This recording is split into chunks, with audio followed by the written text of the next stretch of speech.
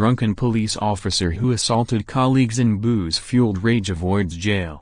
A drunken policewoman who attacked two fellow officers in her home while screaming "Where's my FG Jack Daniels?"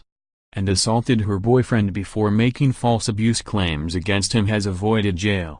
Police Constable Serinda Trudy Welsh, 39, hurled a glass tumbler across the room in a fit of drunken rage and had to be pulled away from a rack of knives. Welsh, of Belvedere, London, pleaded guilty to assaulting WPC's Emma Cross and Amanda McCarroll on January 9 at Bexley Magistrates Court. Her 12-year career with the Metropolitan Police is now in tatters after the court heard she tendered her resignation before an inevitable sacking. She was also convicted of assaulting her estranged long-term boyfriend Shane Gibson by clawing at his wrist at her home in April, a charge she denied.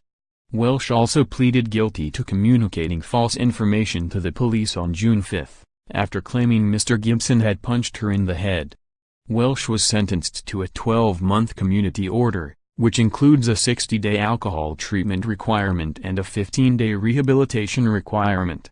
She must also pay £300 costs and an £85 victim surcharge and was made subject to an indefinite restraining order prohibiting contact with Mr. Gibson. Prosecutor Denise Claus told the court, Ms. Welsh is currently still a serving police officer and has tendered her resignation, although she is suspended.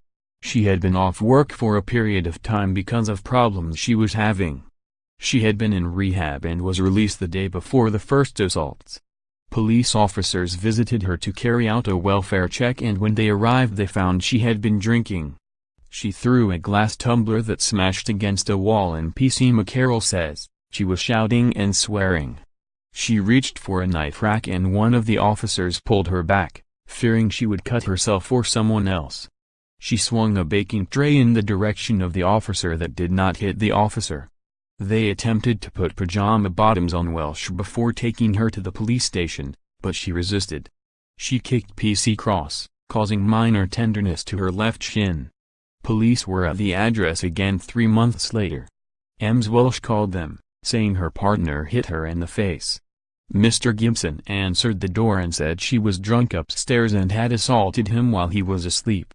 He said he pushed her when she tried to wake him up and she fell to the floor. She then dug her nails into his wrist, causing a number of small scratches.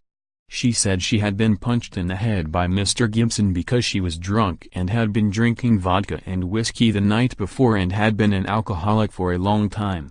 She said she woke him for work because he was lazy and he pushed her away and she fell to the floor and then called the police. 2 months later Welsh called the police again, claiming her boyfriend was banging on her front door. When officers arrived her front door was open and Ms. Welsh was asleep on the sofa and there was a strong smell of alcohol. She was very confused and said Mr. Gibson had punched her to the head and left. An ambulance was called and Welsh did not make a statement against her boyfriend to police, who became increasingly suspicious about her claim. Mr. Gibson was able to prove he was in Bristol all day and showed a receipt for coffee he bought on the M4 half an hour before the police were called. Her lawyer Heather Oliver told the court, she is a woman of impeccable character, having served 12 years with the police and before that was a legal secretary. She has expressed remorse and embarrassment and accepts she was reckless rather than having an intention to hurt the officers. An officer was trying to put her pajama bottoms on and she was lashing out and caught her with her bare foot.